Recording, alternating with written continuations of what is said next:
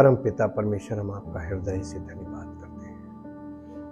आपकी सामर्थ्य के कामों के लिए आपका धन्यवाद करते हैं। हम सब मनुष्यों को पतित अवस्था से निकालने के लिए जो आपने योजना बनाई उसके लिए धन्यवाद करते हैं। प्रभु, आपने हमारे लिए सर्वोत्तम बलिदान दिया, इसके लिए धन्यवाद करते हैं। अपने स्वयं के इकलौते पुत्र को प्रभु आपने हमारे लिए बलिदान किया। समस्त मानव जाति को उद्धार देने के लिए प्रभु आपने अपने पुत्र का बलिदान किया। हम आपका धन्यवाद करते हैं। हम आपके प्रेम को पहचान सकते हैं, आपके प्रेम की सीमा को देख सकते हैं कि प्रभु आपने मानव जाति को उद्धार देने के लिए अपने इकलौते पुत्र को बलि कर दिया और उसके बलिदान के द्वारा प्रभु आपने हमारे छुटकारे का प्रयोजन किया। हम आपका धन्यवाद करते हैं। अद्भुत है प्रभु, आपका प्रेम अद्भुत है, आपकी सामर्थ अद्भुत है। आपने हमें छुटकारा देने के लिए सारे प्रयोजन किए ताकि प्रभु आपकी योजना हर विश्वास करने वाले को उद्धार के बाद अनंत जीवन का वारिस बनने तक आपने हमारे लिए सारा बंदोबस्त किया। हम आपका धन्यवाद करते हैं। चाहते प्रभु आपकी मर्जी के अनुसार हमारा जीवन आपकी महिमा का कारण बने और हमारे जीवन से वो महिमा प्रकट हो जिससे आपका नाम इस पृथ्वी पर महिमान्वित हो और आपका नाम महिमा पाए। यीशु मसीह के नाम से मांगते हैं, आमीन। Praise the Lord. परमेश्वर का धन्यवाद हो क्योंकि वो महान और अनुग्रहकारी है, अद्भुत है और अद्भुत युक्ति करने वाला उसका नाम इसीलिए रखा गया है। आज हम परमेश्वर का बहुत धन्यवाद करते हैं इस 100वें भाग के लिए, the voice of God session 100 के लिए, कि हमने इस सीरीज को हम लोग पूरा कर रहे हैं और इस स्पष्टता के साथ वचन में आगे बढ़ते हुए हम इसे पूरा कर रहे हैं। सारी महिमा परमेश्वर की हो क्योंकि ये सब कुछ करने वाला वही है। और हमने जैसा कल देखा 10 आज्ञाओं के विषय में बहुत से मसीही लोग आज कंफ्यूज हैं। बहुत सी कलीसियाओं में इस बात का कंफ्यूजन है कि मसीही लोगों के लिए 10 आज्ञाएं नहीं हैं, जबकि ये पूरी तरीके से झूठ है, गलत है, झूठी शिक्षा का भाग है। बिना 10 आज्ञाओं के दोनों वाचाओं में 10 आज्ञाएं आधार है और 10 आज्ञाओं के बिना कोई भी, यानी पुरानी वाचा में भी उनको कुछ नहीं प्राप्त हुआ और नई वाचा में भी अगर आप 10 आज्ञाओं को नहीं रखते हैं अपने जीवन में केंद्र में तो आपको कुछ नहीं मिलेगा। जिस प्रकार 10 आज्ञाओं को हमने बताया था कि उसको 2 भाग किया था। पहले की 4 आज्ञाएं परमेश्वर से संबंधित और बाद की 6 आज्ञाएं हमारा मनुष्यों के साथ। सबसे पहले हमारा पारिवारिक संबंध, फिर उसके बाद हमारा सामाजिक रिलेशन, ये आता है ये 6 आज्ञाओं में। और ये परमेश्वर की वो 10 वाक्य थे या 10 शब्द थे जो उसने इजराइलियों को दिए थे कि इस दृष्टिकोण में तुम्हें अपने जीवन और अपना व्यक्तिगत जीवन, अपना पारिवारिक जीवन और अपना सामाजिक जीवन, इस ढांचे में तुमको चलना होगा। ये उसके लिए पैरामीटर्स होंगे, मानक होंगे। और पहले की 4 आज्ञाओं में हमने जैसा कल देखा कि परमेश्वर जलन रखने वाला ईश्वर, उसने मना किया था, सख्ती के साथ मना किया था कि मुझे छोड़ किसी और को ईश्वर करके, किसी छवि को, किसी शक्ति की, किसी चीज की पूजा आराधना मत करना, उसके आगे दंडवत मत करना। और इसलिए बाइबल में उस पहली आज्ञा के विषय में जो शिक्षा लिखी, मेरे साथ निकाल लीजिए पहला कुरिन्थियों की पत्री और उसका 8 अध्याय और उसका 4, 5, 6 पद पढ़ दीजिए। सो मूर्तों के सामने बलि की हुई वस्तुओं के खाने के विषय में हम जानते हैं कि मूर्त जो है उसका परमेश्वर के सामने कोई अस्तित्व है नहीं। ये मनुष्य के लिए रखती मायने, परमेश्वर के आगे, क्योंकि परमेश्वर का वचन तो बताता है ये तुम्हारे हाथ की कला है और मेरे बनाए हुए सृष्टि की वस्तुओं के द्वारा ही तो तुम बनाते हो। तो तुम परमेश्वर की सृष्टि में से कोई एक चीज लेकर अपने हाथों की कला से बनाते हो, वही मूर्त है जी। और एक को छोड़ कोई परम ईश्वर नहीं है। परमेश्वर का मतलब परम ईश्वर। एक को छोड़ कोई परमेश्वर नहीं है। यद्यपि यानी हालांकि, यद्यपि, अब देखिए बाइबल क्या बता रही है, हालांकि, यद्यपि आकाश में और पृथ्वी पर, देखिए आकाश में और पृथ्वी पर बहुत से ईश्वर कहलाते हैं, जैसा कि बहुत से ईश्वर, जैसा कि बहुत से ईश्वर और बहुत से प्रभु हैं या बहुत से देवता हैं, एग्जिस्ट कर रहे हैं, लेकिन तो भी हमारे निकट तो एक ही परमेश्वर है। ये बात कौन बता रहा है कि आकाश में और पृथ्वी पर बहुत से ईश्वर कहलाते हैं और बहुत से ईश्वर और बहुत से प्रभु हैं। बाइबल बता रही। लोग किसको मान रहे हैं एग्जिस्ट कर रहे हैं, लोगों के सामने एग्जिस्ट कर रहे हैं, लेकिन सच्चाई यह है कि परमेश्वर एक है। अब लोग जिनको मान रहे हैं वो उसे जान नहीं रहे, केवल मान रहे हैं।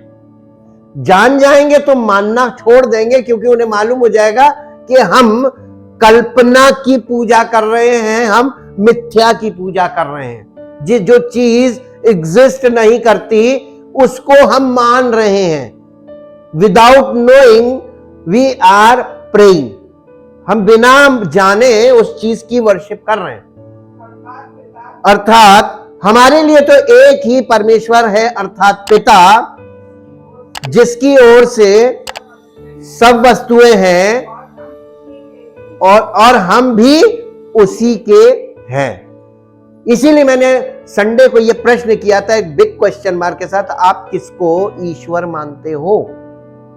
यह बहुत कठिन बात है कि किसी को यह समझा पाना कि ईश्वर कौन है, क्योंकि सबके अपनी अपनी कल्पना, अपने अपने दृष्टिकोण, अपनी अपनी समझ और अपनी अपनी शिक्षा के आधार पे सब लोग अपना अपना ईश्वर गढ़ लेते हैं और उसी को मान रहे हैं, परंपरागत रीति से मानते चले आ रहे हैं। तो वो लोग अपने पूर्वजों की परंपरा को ही आगे लेकर जा रहे हैं, विदाउट नोइंग, बिना जानकारी के वो मान रहे हैं, बिना जाने मानना।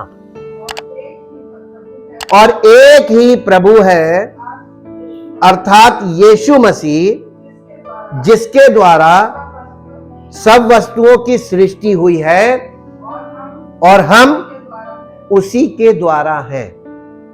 अब आप यहां से एक सत्य को पकड़ के चलिए कि पहली 4 आज्ञाओं को समअप कर दीजिए। 4 आज्ञा में से 3 आज्ञाएं मेन है, चौथी तो सबत के विषय में थी। सबत का प्रभु कौन? यीशु मसीह। जो परमेश्वर की ये 3 आज्ञाओं को फुलफिल कर दे वही सबत का प्रभु। तो इसका मतलब परमेश्वर के मूल से कौन निकल कर आया? प्रभु यीशु मसीह। तो प्रभु यीशु मसीह पिता को बहुत अच्छी तरीके से जानता था, इसलिए बाइबल में एक और सत्य लिखा है। यूहन्ना रचित सुसमाचार उसका पहला अध्याय, यूहन्ना रचित सुसमाचार उसका पहला अध्याय और उसका 17 पद पढ़िए। इसलिए कि व्यवस्था तो मूसा के द्वारा दी गई, परंतु अनुग्रह और सच्चाई यीशु मसीह के द्वारा कहां? पृथ्वी पर पहुंची। 18वां पद, परमेश्वर को किसी ने भी कभी नहीं देखा, इकलौते पुत्र जो पिता की गोद में है, उसी ने उसको संसार में प्रकट किया कि परमेश्वर है कौन। तो इसका मतलब कि मूसा ने फिर किसको देखा था? मूसा किससे आमने सामने फेस टू फेस बात करता था? जबकि बाइबल में पुराने नियम में लिखा है कि मूसा परमेश्वर से आमने सामने बात करता था। और यहां पर बताया जा रहा है कि परमेश्वर को कभी किसी ने नहीं देखा। तो मूसा ने किसको देखा था? ना, वो जलती झाड़ी जो थी ना, वो दृष्टांत था प्रभु यीशु मसीह का। उसने भी मसीह को देखा था। वहां यीशु नहीं है लेकिन वहां मसीह है। उसको थियोफेनी बोलते हैं, यानी यीशु मसीह की पैदाइश से पहले, यीशु की पैदाइश से पहले मसीह का दर्शन, उसने मसीह का दर्शन पाया था यीशु के जन्म से पहले। इसको थियोफेनी बोलते हैं। यीशु के जन्म के बाद यही काम पवित्र आत्मा और वचन के द्वारा संभव है। अब आपको इस बात को समझने के लिए कि परमेश्वर को कभी किसी ने नहीं देखा, इसके लिए बहुत लंबे अध्ययन की जरूरत है। तब आपको यह बात समझ में आएगी, अच्छा परमेश्वर को कभी किसी ने नहीं देखा। और परमेश्वर को प्रकट किसने किया संसार में? परमेश्वर के इकलौते पुत्र प्रभु यीशु मसीह ने। और यीशु मसीह ने एक और सत्य बताया, पिता मुझ में है, पिता मुझ में होकर काम कर रहा है। तो वो जो आश्चर्य कर्म थे वो कौन कर रहा था? पिता कर रहा था।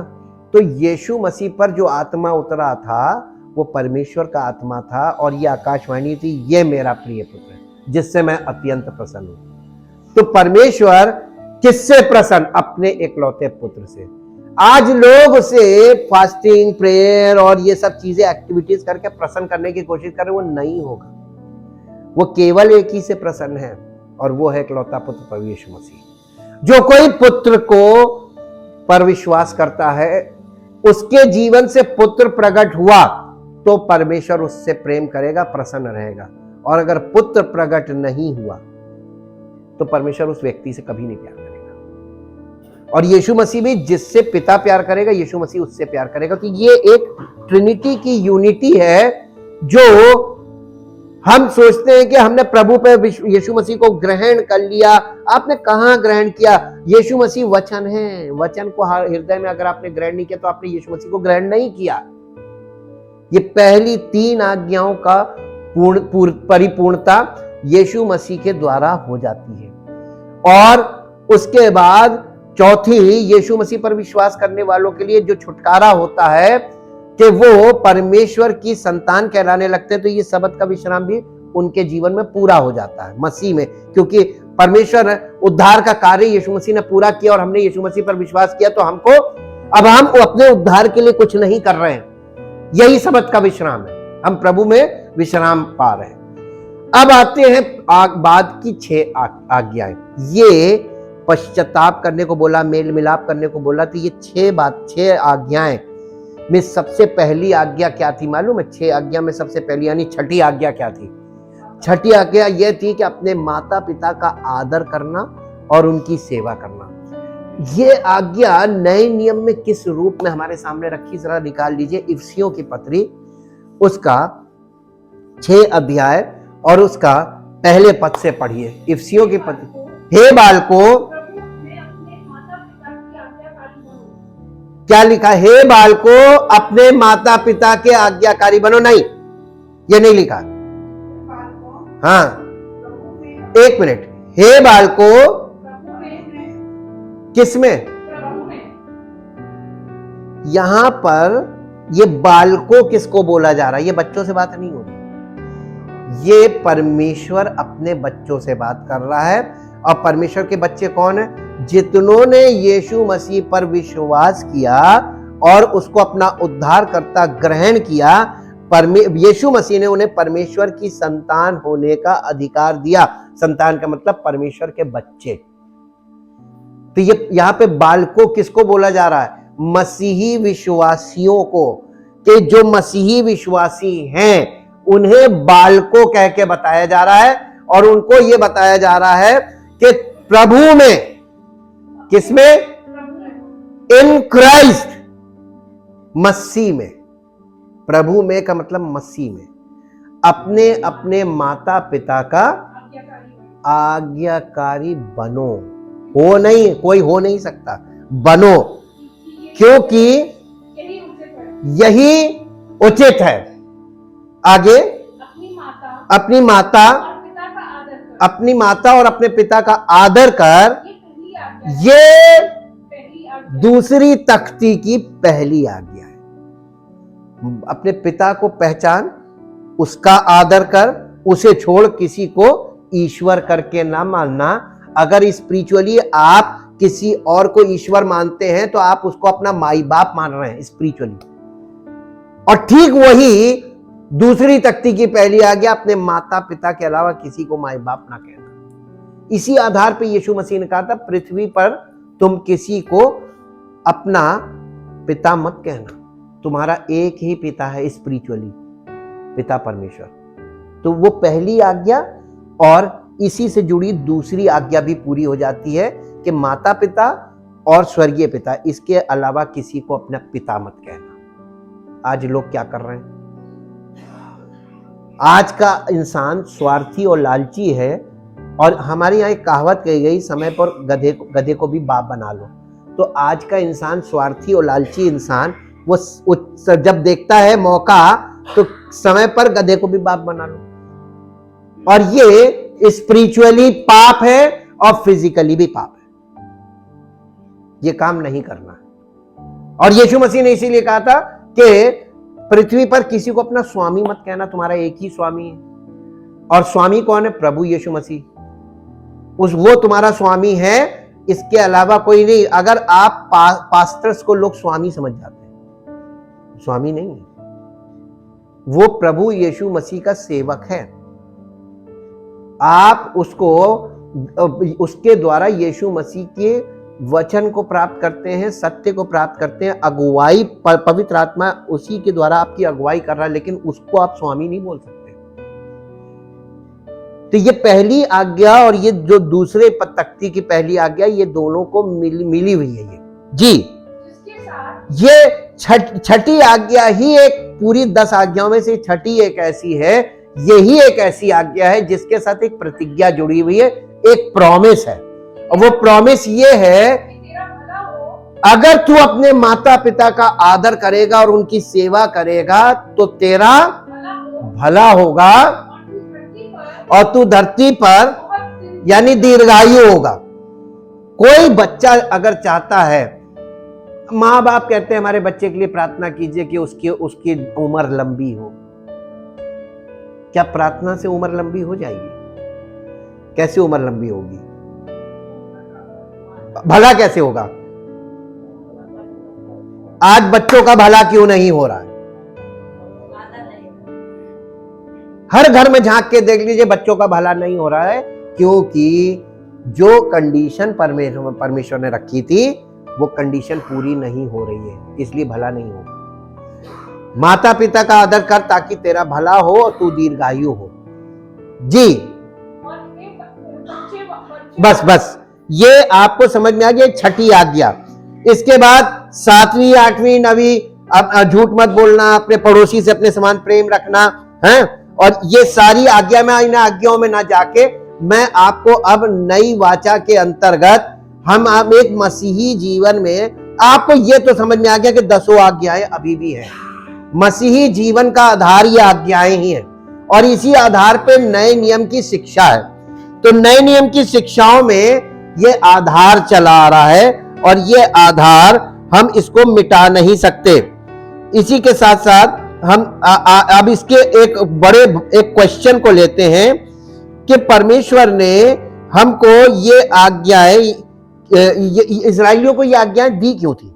परमेश्वर ने, God chose Israel as his own special position.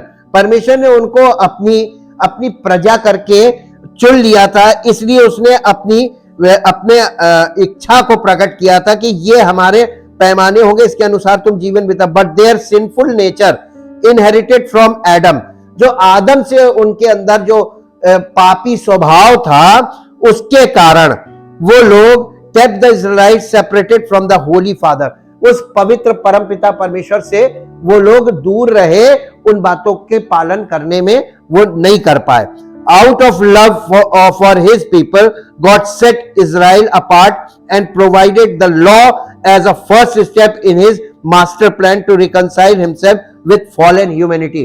परमेश्वर ने पतित मानव जाति के लिए इन लोगों को अलग संसार से किया, मिस्र से निकालकर अलग किया, और इन्हें अपनी संतान बनाने के लिए जब इनको ये दिया, 10 आज्ञाएं दी कि ये मेरे बच्चे होंगे अगर इनको मानेंगे, लेकिन आदम के स्वभाव के कारण, पतित स्वभाव के कारण ये उसको मानने में असफल रहे। और ये बात सब मनुष्यों के सामने प्रकट हो गई कि जिन्हें परमेश्वर ने अपनाया वो भी परमेश्वर को समझ नहीं पाए और उसको ग्रहण नहीं कर पाए, उसे अपना नहीं पाए। आज अन्य जाति जिन्हें परमेश्वर, जो परमेश्वर को बिल्कुल भी नहीं जानती, अनभिज्ञ, जिनके पास वचन भी नहीं है, वचन की आदत भी नहीं है, उनके अंदर वो विचार करने की क्षमता नहीं है, और आत्मिक रूप से मृतक जैसे वो थे वैसे ही हैं, तो उनके साथ भी वही चीजें हैं। लेकिन परमेश्वर यहां पर एक बहुत बड़ा फेवर कर रहा है। उनको व्यवस्था दी थी और उनको प्रतिज्ञाएं दी थी, उनको सब कुछ दिया, उनको जो उस समय उनको दिया जा सकता था सहायता के लिए दिया, और उसकी सहायता से वो परमेश्वर तक नहीं पहुंच पाए। लेकिन हम अन्य जातियों के लिए परमेश्वर ने कितना बड़ा काम किया, हमें अपने पुत्र का आत्मा दे दिया, ताकि उस आत्मा के द्वारा हम उस परमेश्वर को जान जाएं जो परमेश्वर को लोग ज्ञान के अनुसार नहीं जान पाए। उन्हें हम परमेश्वर के, यीशु मसीही लोग परमेश्वर के प्रेम के द्वारा उसे जान जाएं, ज्ञान के द्वारा नहीं जान पाए। अब the Old Testament list 613 laws that govern ancient Hebrew society, यानी जो पुरानी जो हिब्रू लोग थे या यहूदी लोग थे, इजरायली लोग थे, इनके पास 613 नियम थे मानने के लिए, ताकि ये लोग उन नियमों के द्वारा संचालित हो, ये दिखे कि ये परमेश्वर की कौम है। The 10 commandments were part of God's moral law, ये परमेश्वर के नैतिक नियम के रूप में 10 आज्ञाएं जो है ये मानी जाती है, और ये पूरे विश्व में आज मानी जाती है। All these laws served as guardians, ये सारे जो लॉ थे, यानी जो आज्ञाएं थी, ये हमारे लिए गार्जियन, स्पिरिचुअल गार्जियन का काम करती थी, ताकि परमेश्वर के विषय का ज्ञान हमारे अंदर हो, क्या उसे पसंद है और क्या नहीं पसंद है, उसकी दृष्टि में क्या पाप है, किस चीज को वो पाप कहता है, पाप का अर्थ क्या है, और क्या अनुचित है क्या उचित है, ये सारी चीजें। और all these laws served as guardians and teaching tools to help the Israelite, और ये शिक्षा के यंत्र थे। इन्हीं 10 आज्ञाओं के आधार पर लोगों को शिक्षा दी जाती थी कि उनको और उनके बच्चों को कि क्या चीज परमेश्वर, और बचपन से बच्चों को सिखाया जाता है झूठ ना बोलना, चोरी नहीं करना, आज भी सिखाया जाता है। और ये नैतिक नियम अन्य जाति के लोगों में स्वाभाविक तरीके से काम करते हैं, उन्हें मालूम है माता पिता का आदर करना बहुत जरूरी है, लेकिन बावजूद इसके यहूदी लोग तो परमेश्वर के नियमों को रखे हुए थे, उन्हें जानते थे, यानी पूरी तरीके से परिचित थे उसके नियमों से, फिर भी वो उसे मानने में असफल रहे। और अन्य जाति के लोग जो स्वाभाविक तरीके से इस व्यवस्था को मानते हैं, उनके यहाँ भी वही प्रॉब्लम है कि उन नियमों को पूरा करने में वो भी असफल है। तो क्यों? नियम तो सबको मालूम है, असफल क्यों है नहीं पता। जब आपका पतित स्वभाव है आदम वाला, ये दिखा रहा है कि एक शारीरिक व्यक्ति परमेश्वर की आज्ञाओं को जानने के बाद भी मान नहीं पाएगा। इसका मतलब उसे एक उद्धारकर्ता की आवश्यकता है।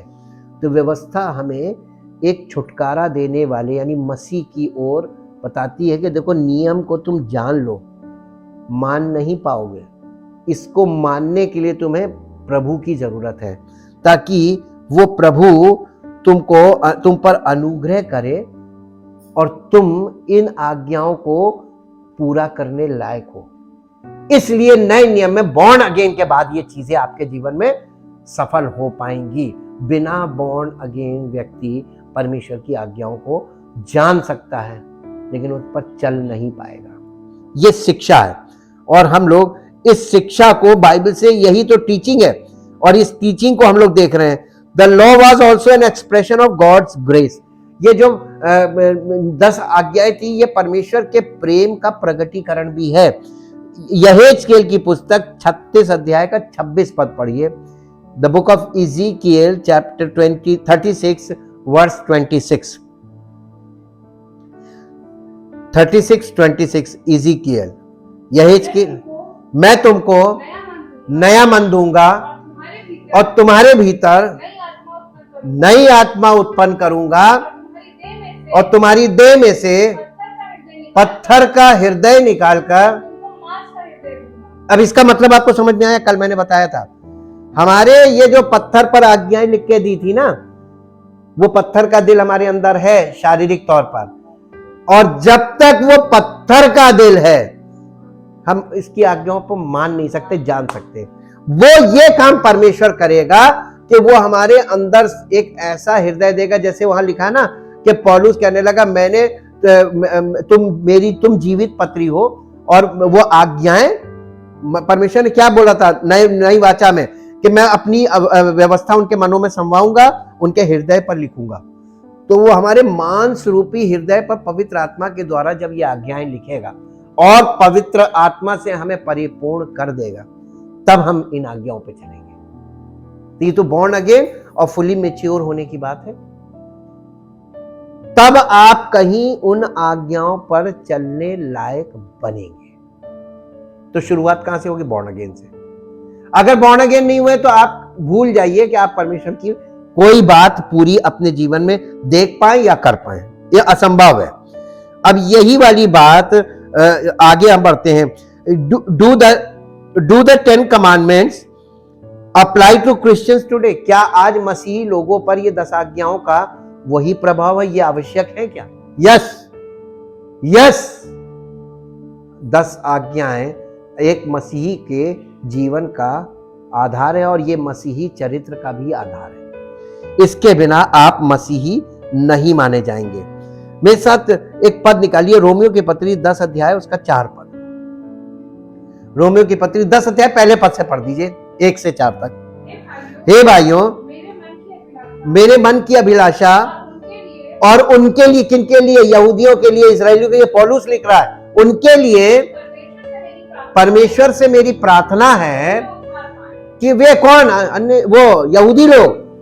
पौलुस अपने कुटुंबियों के लिए, अपने वर्ग के लोगों के लिए, इस्राएलियों यहूदियों के लिए कह रहा है कि मेरी ये परमेश्वर से प्रार्थना है और ये मेरी इच्छा है कि वे उद्धार पाएं, क्योंकि मैं उनकी गवाही देता हूं कि उनको परमेश्वर के लिए धुन रहती है। एक चीज है उनके पास, परमेश्वर के लिए धुन तो है पर बुद्धिमानी नहीं है। अन्य जातियों में क्या है? सेम चीज तो अन्य जाति में भी है, धुन तो है, क्या नहीं है? बुद्धिमानी नहीं है जी, क्योंकि वे परमेश्वर की धार्मिकता से अनजान होकर और अपनी धार्मिकता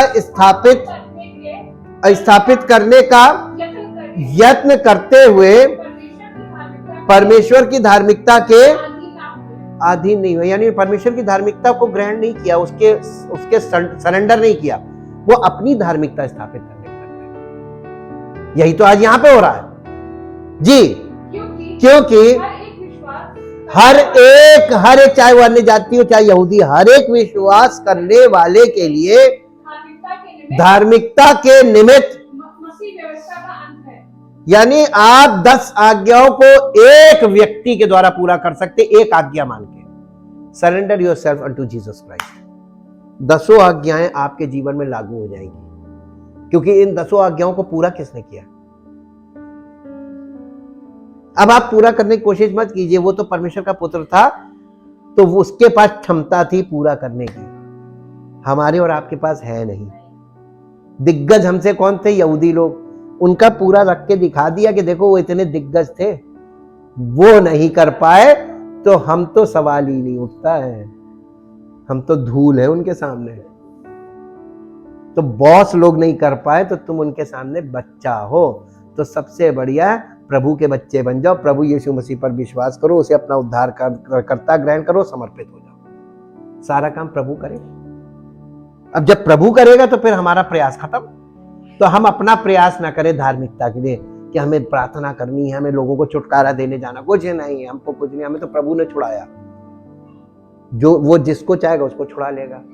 आपकी मानसिकता बदल जानी चाहिए, सोच, और आत्मिक सोच में आप आ जाएंगे।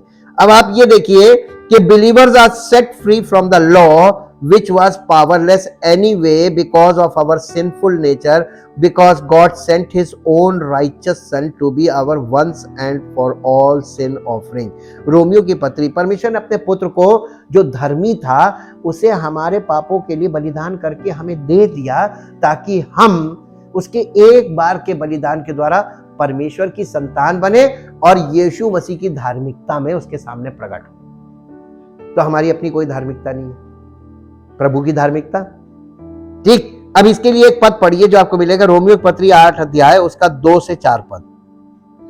क्योंकि जीवन की आत्मा की व्यवस्था ने मसीह यीशु में मुझे पाप की और मृत्यु की व्यवस्था से किसने किया? जीवन की आत्मा की व्यवस्था ने। यीशु मसीह के बलिदान के बाद जो आत्मा हमको दिया जाता है जी, क्योंकि जो काम व्यवस्था शरीर के कारण दुर्बल होकर ना कर सकी। पुराने नियम में शरीर काम कर रहा था, इसलिए वो दुर्बलता थी कि परमेश्वर की इच्छा को वो लोग ना समझ पाए ना पूरा कर पाए जी। उसको परमेश्वर ने किया, खुद किया, अर्थात अपने ही पुत्र को पापमय शरीर की समानता में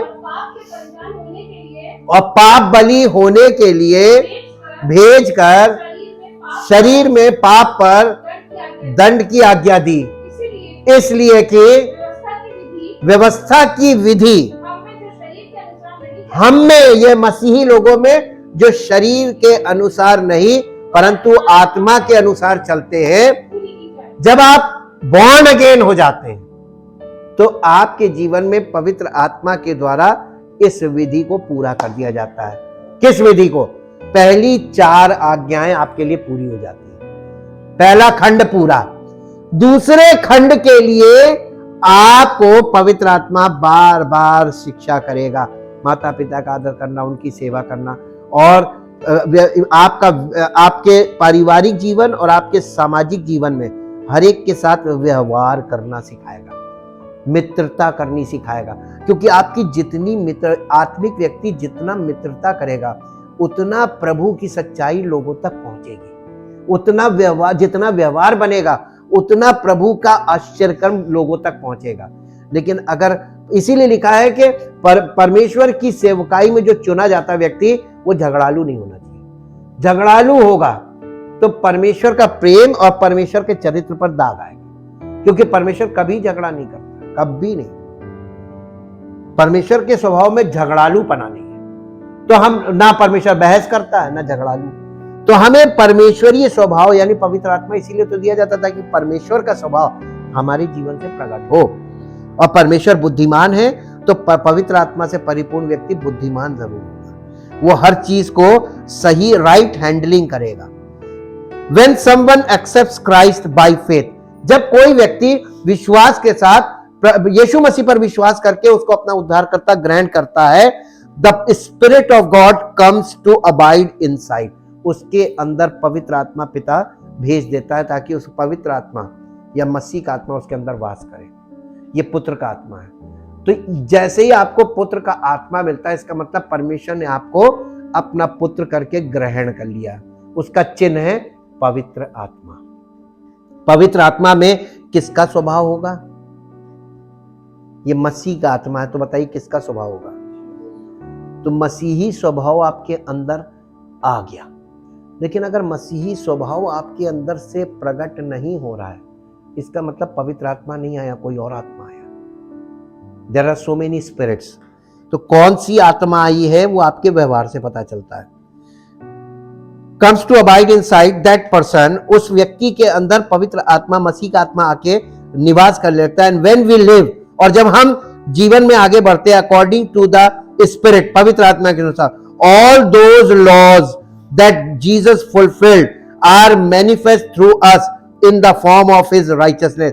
वो सारी आज्ञाएं, लालच ना करना, चोरी ना करना, व्यभिचार ना करना, ये सारी आज्ञाएं हमारे व्यवहार से, हमारे चरित्र से मसीही जीवन में समय समय पर प्रकट होंगी कि हम वैसा नहीं कर रहे हैं। ऐसा नहीं, मौका नहीं मिल रहा, मौका मिल रहा है, लेकिन हम उससे अपने आप को अलग कर रहे हैं। इसका मतलब परमेश्वर ये देखता है कि ये वाकई में पवित्र आत्मा है इसके अंदर, और पवित्र आत्मा हमको इस चीज के लिए कभी अलाउ नहीं करेगा।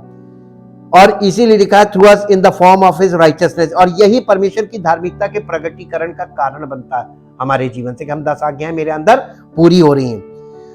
This salvation is God's new covenant of grace, और यही उद्धार परमेश्वर का नई वाचा के अंतर्गत किया जाने वाला कार्य है जो अनुग्रह के द्वारा हमारे जीवन से प्रकट होता है। That replaces the old covenant of law, और ये पुरानी वाचा के उस नियम को बदल देता है।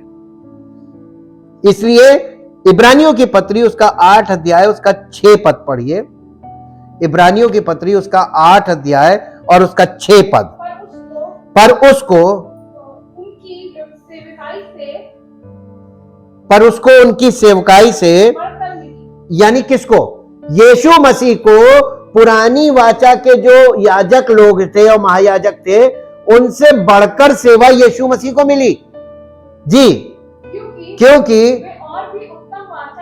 क्योंकि यीशु मसीह और भी उत्तम वाचा का मध्यस्थ ठहरा, यानी एक ऐसी वाचा का मीडिएटर बना जो पुरानी वाचा से उत्तम है, बेटर कॉवेनेंट इंग्लिश में, जो और उत्तम प्रतिज्ञाओं के सहारे बांधी गई जी। अब क्योंकि बस ये 8 अध्याय 6 पद, although the free gifts of salvation is offered with no strings attached to all who believe, the New Testament offers अब देखिए इसको हम हिंदी में बता देते हैं। यद्यपि उद्धार के मुफ्त उपहार की पेशकश सभी विश्वासियों के साथ बिना किसी बंधन के की जाती है, नए नियम में नए मसीहों को यह सीखने में मदद करने के लिए निर्देशात्मक दिशा निर्देश प्रदान करता है कि विश्वास से चलने का क्या मतलब है। वास्तव में मूल 10 आज्ञाओं में से अधिकांश को नए नियम में मसीही जीवन के सिद्धांतों के रूप में मान्यता प्राप्त है। तो क्या फर्क है? यदि मसीहों को अब भी परमेश्वर के स्तरों के अनुसार जीने के लिए बुलाया जाता है, तो यह व्यवस्था के पालन से कैसे भिन्न है? यानी पुरानी वाचा में जो वो लोग व्यवस्था को नहीं पूरा कर पाए, यीशु मसीह के बलिदान से, क्योंकि एडमिक नेचर था, तो मनुष्य की प्रवृत्ति ऐसी थी, वो मजबूर है, शारीरिक मनुष्य नहीं कर पाएगा। तब परमेश्वर ने अपने पुत्र को भेजा ताकि पाप के लिए बलिदान हो। पाप एक मेन कारण था जिसके कारण मनुष्य आत्मिक चीजों को ग्रहण नहीं कर पा रहा था। व्यवस्था तो आत्मिक थी, पौलुस ने कहा ना कि व्यवस्था तो आत्मिक थी, परंतु मैं शारीरिक और पाप के हाथों बिका हुआ। 2 चीजें आ गई, शारीरिक और पाप के हाथ बिका हुआ। इसके कारण उस आत्मिक चीज का पालन मैं नहीं कर पा रहा हूं। तो प्रभु यीशु मसीह के बलिदान के बाद जब हमारा बॉर्न अगेन होते हैं, जब यीशु मसीह पर विश्वास करने वाला व्यक्ति वो अब शारीरिक नहीं है, उसने उस प्रभु पर विश्वास किया जो पाप के लिए मर गया। तो अब हमको पाप के लिए मरना और शारीरिक रीति से जीवन बिताने के विपरीत जाना है, ताकि हम प्रभु की इच्छा को अपने जीवन में ग्रहण करें और समर्पित हो और उस शिक्षा में चले जो हमारे प्रभु ने बलिदान, जिसने हमारे लिए बलिदान दिया है, उसकी शिक्षा में आ जाए। तब हम उन चीजों को पूरा कर देंगे।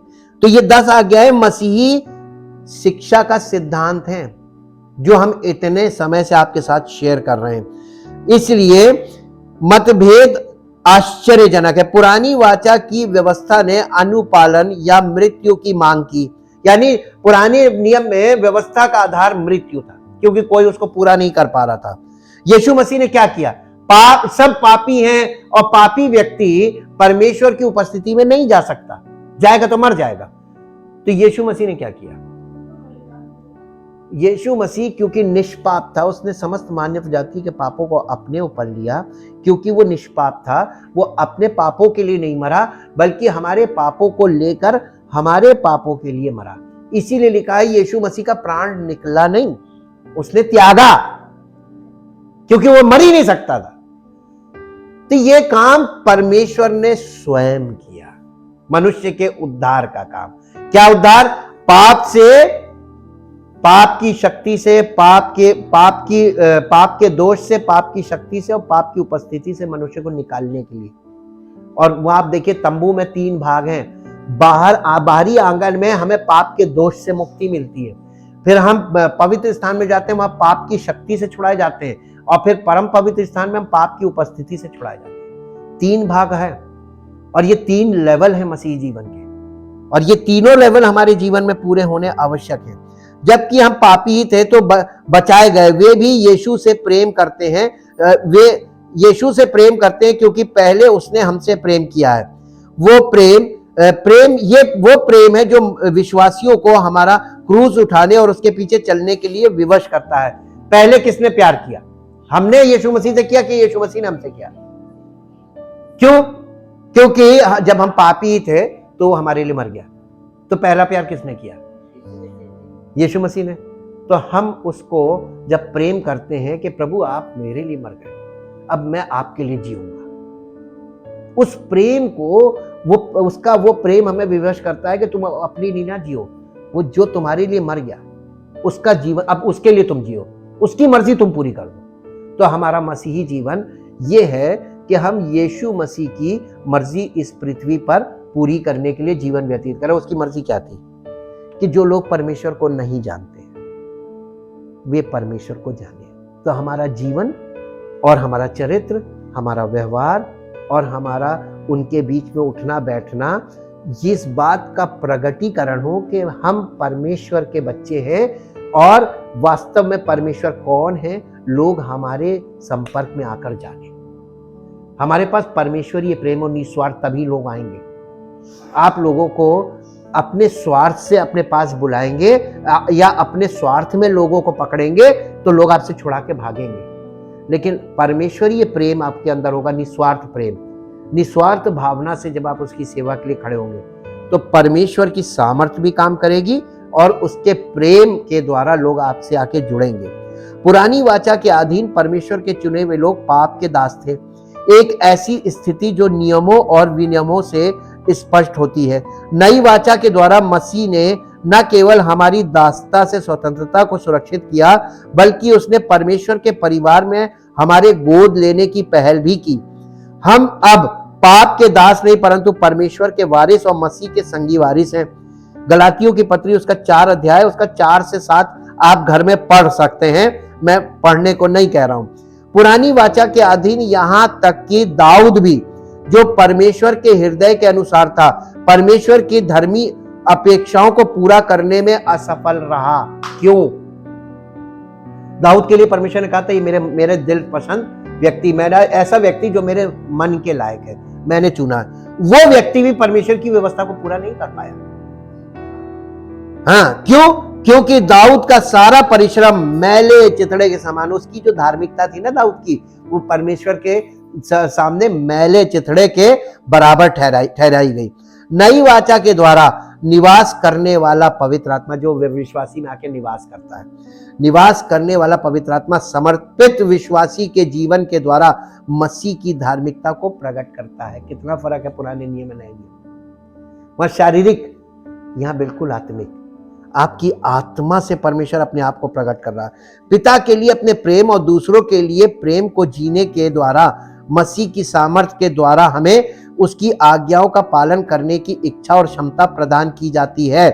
उसके आदेश अब हमारे लिए मसीह में वही 10 आज्ञा है, मसीह में हमारे लिए भार नहीं है। वहां लोग ढो रहे हैं यार, परमेश्वर ने कहा माता पिता का आदर कर, माता पिता बोझ बन गए, है ना। लेकिन नए नियम में माता पिता का आदर करना, उनके लिए आदर की बात करें, मेरे माँ बाप, इनका आदर तो मेरा कर्तव्य, परम कर्तव्य, ताकि परमेश्वर नाराज ना हो, मुझ पर अनुग्रह बना रहे, तब भला होगा। वो लोग आज्ञाओं को भार समझते थे, लेकिन मसीह में वही आज्ञा है। भार किसने उठा लिया? क्योंकि पापी मनुष्य, पतित मनुष्य, तो भार तो लगेगा ही, लेकिन यीशु मसीह ने उस भार को उठा लिया। इसलिए उसने कहा मेरा जुआ अपने ऊपर उठा लो, यानी वो भार तुम्हारा हमसे वो उस चीज को शेयर कर रहा, बर्डन शेयरर। अब वो आज्ञा तुम्हारे लिए भार नहीं है, अब वो तुम्हारे लिए आनंद का विषय है। एक पद पढ़ लीजिए, पहला यूहन्ना 5 अध्याय उसका 3 पद। पहला यूहन्ना 5 अध्याय उसका 3 पद। और परमेश्वर का प्रेम ये है कि परमेश्वर का प्रेम ये है कि हम उसकी आज्ञाओं को माने,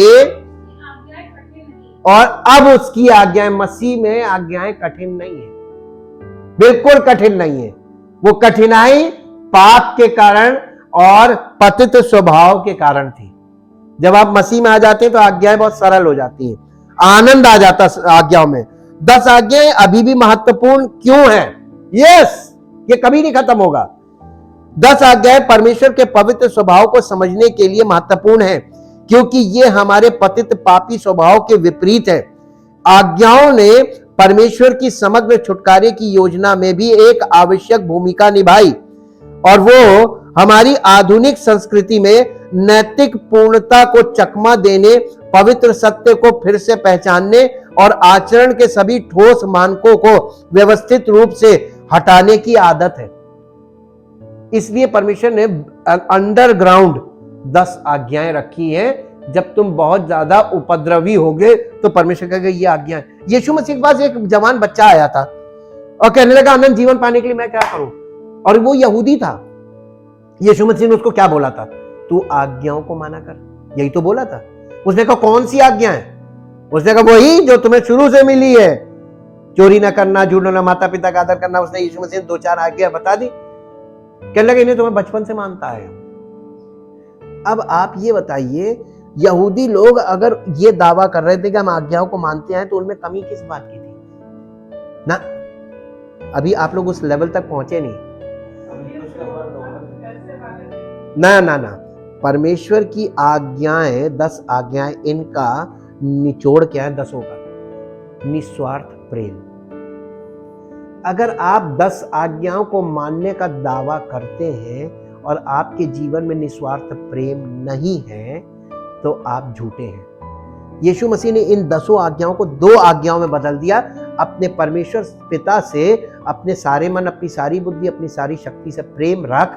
दूसरी ये कि अपने पड़ोसी से अपने समान प्रेम रख। यहां ये क्यों नहीं लिखा अपने परिवार से अपने समान प्रेम रख? पड़ोसी से क्यों लिखा?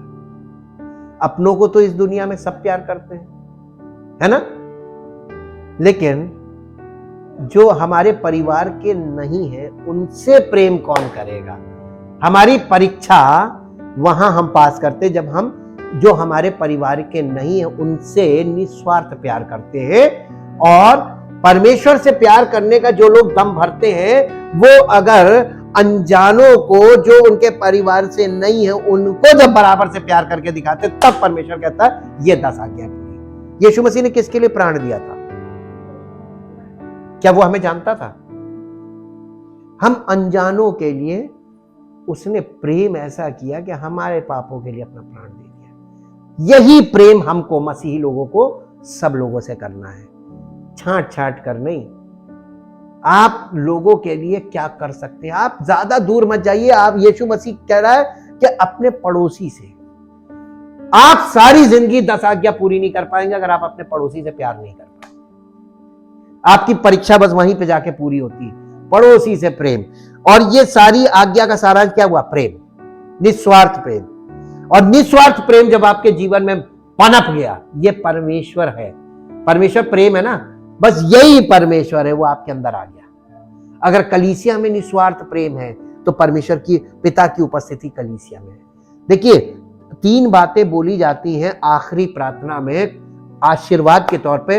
अब प्रभु यीशु मसीह का अनुग्रह, पिता परमेश्वर का प्रेम और पवित्र आत्मा की उपस्थिति और सहभागिता, ये समीकरण कलीसिया में और प्रत्येक विश्वासी में पूरा होना है। यही मसीही जीवन है, ये जैवन जीवन और फलवन जीवन है। जब परमेश्वर की उपस्थिति आपके अंदर आ गई प्रेम के रूप में, निस्वार्थ प्रेम, तो परमेश्वर क्या है? प्रेम। कौन सा? अगापे लव, निस्वार्थ प्रेम। और अगर आपके अंदर निस्वार्थ प्रेम पनप गया, ये घटता नहीं, ये बढ़ता जाता है, बढ़ता जाता है, बढ़ता जाता है। और जितना लोग आपके पास आते जाते, ये उतना प्रेम उमड़ने लगता है। और यही परमेश्वर है। और इसका मतलब परमेश्वर हमारे बीच में आ गया प्रेम के रूप में। देखिए, मानकों को व्यवस्थित रूप से हटाने की आदत है। भले ही अधिकांश विश्वासी कानून से अपनी स्वतंत्रता को समझते हैं, मसीह के माध्यम से 10 आज्ञाएं हमारे इंजीलवादी शास्त्रागार में एक आवश्यक उपकरण है जो धोखेबाज दुनिया को गलत से सही परिभाषित करने में मदद करती है। शुभ समाचार केवल शुभ समाचार है यदि एक पापी अपने अविश्वास और परिणामी पाप के कारण मृत्यु दंड का सामना करता है। 10 आज्ञाएं उस गंदगी को प्रकट करने के लिए एक दर्पण के रूप में कार्य करती है जिसे केवल यीशु ही मिटा सकते हैं। ये जो वो धौधी थी ना, वो उन आज्ञाओं को तुम पूरा नहीं कर सकते हो, तुम पापी हो। और वहां अंदर वाचा के संदूक में क्या था? 10 आज्ञाएं और परमेश्वर की उपस्थिति थी। तुम परमेश्वर तक नहीं जा सकते हो क्योंकि तुम उन मानकों का पालन नहीं कर रहे हो। ये देखो, तो ये पवित्र आत्मा का कार्य है कि जब तक ये आज्ञाएं हमारे जीवन में पूर्ण करने लायक हम नहीं होते, हम परमेश्वर की उपस्थिति में नहीं जा सकते। तो पवित्र स्थान में हमको तैयार किया जाता है कि हम परमेश्वर की ऐन उपस्थिति में, यानी इमीडिएट प्रेजेंस में, यानी परम पवित्र स्थान में जा सके। और ये काम कैसे होता है? पवित्र स्थान में जो वेदियां थी, जीवन की रोटी, जीवन का जल, जीवन की ज्योति और जीवन का सुगंध, इससे हमें परिपूर्ण किया जाता। कलीसिया में वो यही कर रहा है ताकि हम सब परमेश्वर के लोग स्पिरिचुअली प्रिपेयर हो और पिता की उपस्थिति में प्रवेश करें ताकि मर ना जाए। परमेश्वर अपने अद्भुत वचनों के द्वारा हमें अद्भुत चीजें दिखा रहा है और ये चीजें हमारे जीवन को नया बनाने के लिए आवश्यक है। हम परमेश्वर के प्रत्येक वचन को हल्के में कभी मत लीजिए किसी चीज को।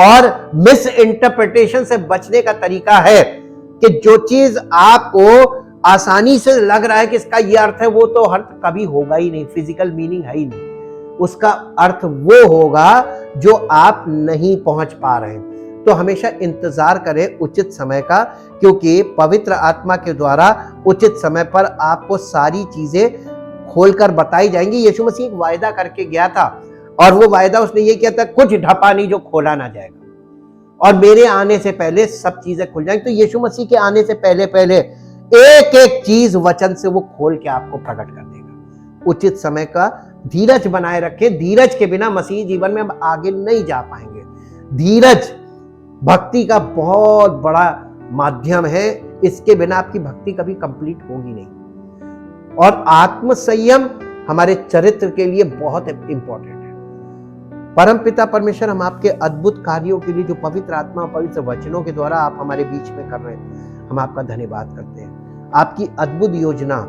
हर विश्वास करने वाले के जीवन में अद्भुत रीति से पूरी हो और आपकी अद्भुत सामर्थ, अद्भुत प्रेम हर विश्वासी के जीवन से प्रकट हो और सिर्फ आपकी महिमा यीशु मसीह के नाम से मांगते हैं, आमीन। Praise the Lord. परमेश्वर आपको आशीष दे। God bless you.